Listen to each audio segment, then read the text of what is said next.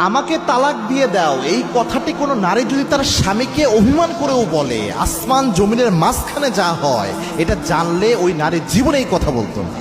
মারাত্মক একটা বিষয়। অনেক নারী আছে একটু রাগ হয়েছে, স্বামীর সাথে অভিমান হয়েছে, স্বামীকে বলে আমাকে ছেড়ে দাও, আমাকে যদি ভালো না লাগে, আমি তোমার সংসারে কোনো শান্তি পাইলাম না, আমি দেখে তোমার সংসারটা করছি, অন্য কোনো মহিলা হলে তোমার ঘরই করতো না।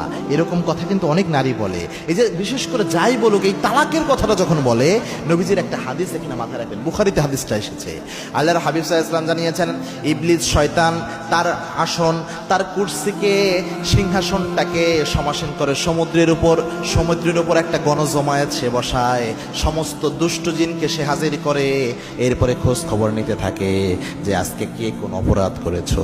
কোন দুষ্ট জিন এসে বলে আজকে অমুক ব্যক্তিকে দিয়ে আমি হত্যা করিয়েছি, কেউ এসে বলে অমুক ব্যক্তিকে দিয়ে আমি খারাপ কাজ করিয়েছি, অমুক ব্যক্তিকে দিয়ে আমি জেনা ব্যভিচার করিয়েছি, অমুক ব্যক্তিকে দিয়ে আমি গীবত করিয়েছি, মিথ্যা কথা বলিয়েছি।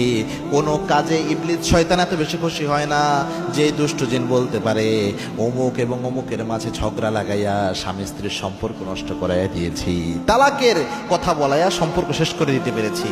তার উপর ইবলিস শয়তান এত খুশি হয়, সমস্ত দুষ্ট জিনের মধ্যে, এই যে যত দুষ্ট জিন আছে এই সমাবেশে সবার মধ্যে তাকে পুরস্কার দেয় এবং বাহবা দেয়, সাবাস তুমি কাজের মতো কাজ করছো। তাহলে দুষ্ট জিন তাদের লক্ষ্য থাকে, নাম্বার 1 টার্গেট থাকে কোন স্বামী স্ত্রীর সম্পর্ক নষ্ট করা।